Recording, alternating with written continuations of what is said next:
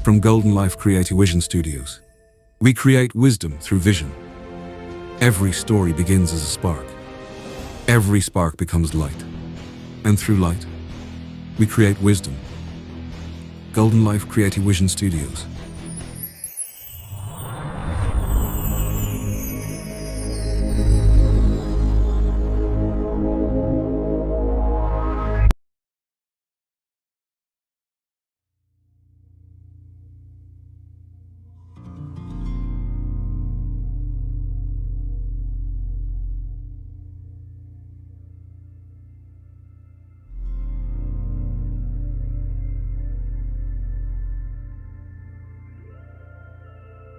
तो आज हम नींद, विज्ञान और हमारे दिमाग के एक बहुत ही दिलचस्प संगम पर बात करने वाले हैं। हमारा आज का विषय है उन्नत ल्यूसिड ड्रीमिंग। और सच मानिए, ये कोई जादू टोना या रहस्यमयी अनुभव नहीं है। ये ब्रेन साइंस की वो सीमा है जिसे आजकल बाकायदा लैब्स में टेस्ट किया जा रहा है और मापा जा रहा है। शुरुआत हम एक बहुत ही विचार उत्तेजक सवाल से करते हैं। जरा सोचिए, क्या ऐसा हो सकता है कि आप अपने सपनों को कंट्रोल करके अपने किसी गहरे मानसिक आघात या ट्रॉमा को हमेशा के लिए मिटा सकें? ये एक बहुत बड़ा विचार है।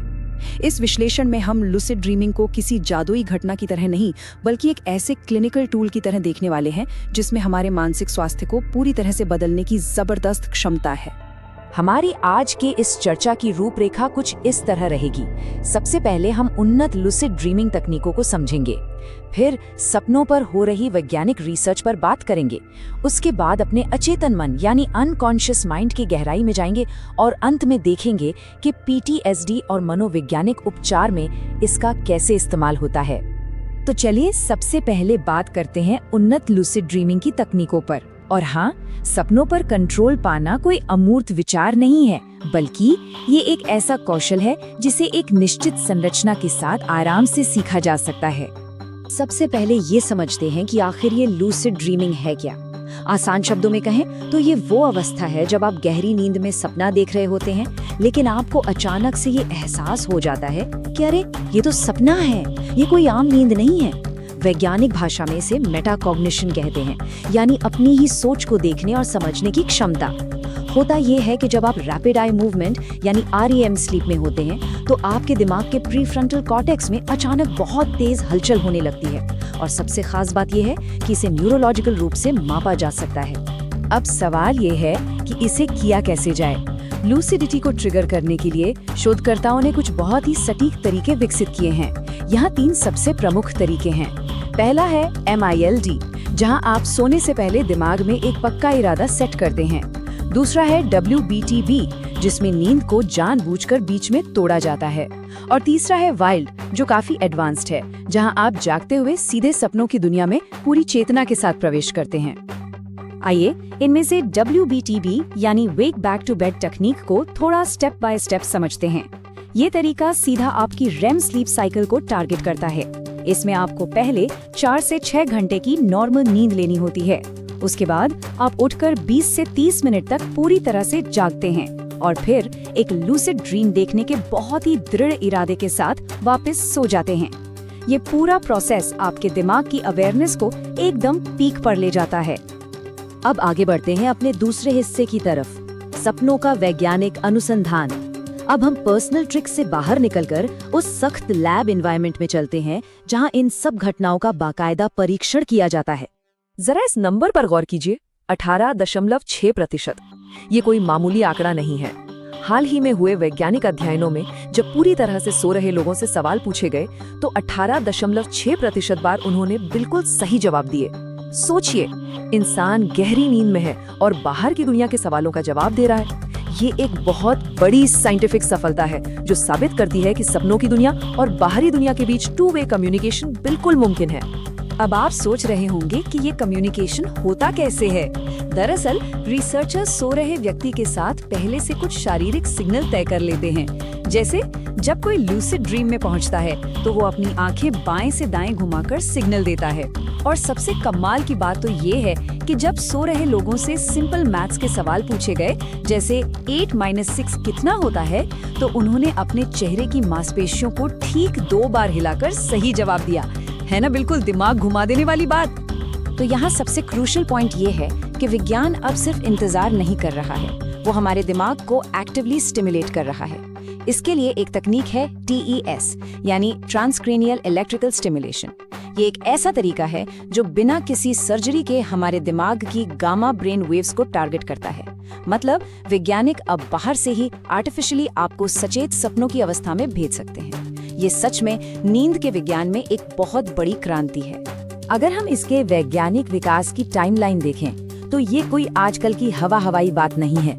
1960 के दशक में सीलिया ग्रीन ने पहली बार इसे रेम स्लीप से जोड़ा था। फिर 2014 तक वैज्ञानिक सपनों के अंदर हमारे सोचने समझने वाले कार्यों को स्टडी करने लगे। 2022 में इसके जरिए मेमोरी प्रोसेसिंग को समझा गया और 2023 में TES गामा वेव तकनीक से उस कृत्रिम लुसिडिटी की खोज हुई जिसके बारे में हमने अभी बात की। ये स्पष्ट दिखाता है कि न्यूरोलॉजिकल स्टडी में ये फील्ड कितनी तेजी से आगे बढ़ रहा है। चलिए अब तीसरे हिस्से में गोता लगाते हैं, अचेतन मन की गहराई। भौतिक विज्ञान से थोड़ा आगे बढ़कर अब मनोवैज्ञानिक गहराइयों में चलते हैं और देखते हैं कि जब हमारा चेतन मन हमारे अनकॉन्शियस माइंड से सीधे मिलता है तो असल में क्या होता है। यहाँ महान मनोवैज्ञानिक कार्ल जंग का एक कॉन्सेप्ट है, सक्रिय कल्पना या एक्टिव इमेजिनेशन, जो बहुत प्रासंगिक है। और ये बात बहुत ही शानदार तरीके से दर्शाती है कि सपना देखने वाला सिर्फ अपने दिमाग को ओवरराइड नहीं कर रहा है, बल्कि वो अपने ही अंदर चल रही अचेतन छवियों और विचारों के साथ एक बहुत ही क्रिएटिव और जिंदा बातचीत शुरू कर रहा है। इन दोनों अवस्थाओं का फर्क समझना बहुत जरूरी है। जब आप एक नॉर्मल नॉन ल्यूसिड अवस्था में होते हैं तो आप बस एक मूक दर्शक होते हैं जो बिना किसी लॉजिक के सब कुछ मान लेता है। लेकिन ल्यूसिड अवस्था में ये बिल्कुल ऐसा है जैसे किसी ने एक घुप अंधेरे कमरे में अचानक से लाइट जला दी हो। आप तुरंत एक विश्लेषणात्मक जासूस बन जाते हैं, जहां आपकी अवेयरनेस पूरी तरह ऑन हो जाती है और आप अपनी ही सोच को देख और समझ सकते हैं। अब सवाल है कि इस सक्रिय अवस्था का फायदा क्या है। फायदे बहुत सारे हैं। सबसे पहले तो ये आपको अपनी सबसे गहरी और दबी हुई भावनाओं तक सुरक्षित पहुंचने का रास्ता देता है। लोग अपनी क्रिएटिविटी बढ़ाने के लिए लूसिड राइटिंग जैसी तकनीकों का इस्तेमाल कर रहे हैं। और सबसे बड़ी बात, ये एक एकदम सुरक्षित सिम्युलेटर की तरह काम करता है, जहां आप असल जिंदगी के किसी बाहरी खतरे के बिना अपने सबसे बड़े डरों और अंदरूनी उलझनों का सीधा सामना कर सकते हैं। और अब हम आ गए हैं अपनी चर्चा के चौथे और सबसे प्रभावशाली हिस्से पर, PTSD और मानसिक उपचार। यहाँ हम देखेंगे कि अपने मन के अंदर की इस खोज का हमारी असली जिंदगी और क्लिनिकल थेरेपी में क्या इस्तेमाल हो रहा है। यहाँ हमें एक बहुत ही अहम क्लिनिकल टर्म को समझना होगा, जिसे इमेजरी रिहर्सल थेरेपी या IRT कहते हैं। जब इस थेरेपी को कॉग्निटिव बिहेवियरल थेरेपी यानी CBT के साथ मिला दिया जाता है तो ये किसी गंभीर मानसिक आघात के इलाज का एक मजबूत साधन बन जाती है। इसमें होता यह है कि मरीज को अपने डरावने सपनों के दृश्यों को मानसिक रूप से दोबारा प्ले करना और उनकी कहानी को एक सुरक्षित दिशा में बदलना सिखाया जाता है। चलिए इसे थोड़ा और समझते हैं कि ये काम कैसे करता है। एक सामान्य डरावने सपने में इंसान उस ट्रॉमा के लूप में फंसा हुआ एक बेचारा शिकार होता है, लेकिन जब वही सपना लूसिड हो जाता है तो पूरी की पूरी कहानी बदल जाती है। अब वो व्यक्ति उस सपने की स्क्रिप्ट को खुद फिर से लिख सकता है। वो उस खतरे के सामने सीना तान कर खड़ा हो सकता है और खुद को पूरी तरह से सशक्त महसूस कर सकता है। 85% ये सिर्फ एक नंबर नहीं है। हमारी स्रोत सामग्री के अनुसार लूसिड ड्रीमिंग की प्रैक्टिस करने के बाद PTSD यानी पोस्ट ट्रॉमेटिक स्ट्रेस डिसऑर्डर का सामना कर रहे 85% लोगों ने अपने लक्षणों में एक बहुत बड़ी और स्थायी कमी महसूस की। मेंटल हेल्थ की दुनिया में ये एक बहुत ही पावरफुल डेटा पॉइंट है। तो निष्कर्ष के तौर पर इन सब साइंटिफिक और मनोवैज्ञानिक खोजों का सीधा असर हम लोगों की जिंदगी बदलते हुए देख रहे हैं। इसके फायदे वाकई असीमित है। PTSD के लक्षणों में कमी आने से लेकर भयानक सपनों से हमेशा के लिए छुटकारा पाना। आप इसे एक नेचुरल एक्सपोजर थेरेपी मान सकते हैं, जो आपकी जागती हुई जिंदगी में भी आपको अपनी इमोशंस पर कंट्रोल करना सिखाती है। साइंस लैब से शुरू हुआ ये सफर अब असल मायने में जिंदगी को ठीक करने की दिशा में आगे बढ़ रहा है। इस विश्लेषण को खत्म करने से पहले मैं आपके सामने एक विचार रखना चाहता हूँ। जरा सोचिए, हर रात जब आप सोते हैं तो आपके दिमाग में असीम संभावनाएं मौजूद होती हैं। अगर कभी आपको अपने अचेतन मन की सबसे गहरी परतों से सीधे बात करने का मौका मिल जाए तो आप उससे कौन सा सवाल पूछेंगे? ये एक ऐसा विचार है जो हमें उस अप्रयुक्त क्षमता की ओर सोचने पर मजबूर कर देता है जो हर रात हमारे अंदर सुप्त अवस्था में रहती है। इस जानकारी से जुड़ने के लिए आपका बहुत बहुत धन्यवाद। रात की नींद में एक और नींद थी, उसके अंदर एक दुनिया हसीन थी। हाँ, एक और दुनिया। वहाँ मैं टाइम से आगे चलता था, समय से आगे। आँख खुली तो सब कुछ उल्टा था। हो सपने में देखा सपना, सपना हो सपना। कौन सच है कौन सा है अपना, अपना।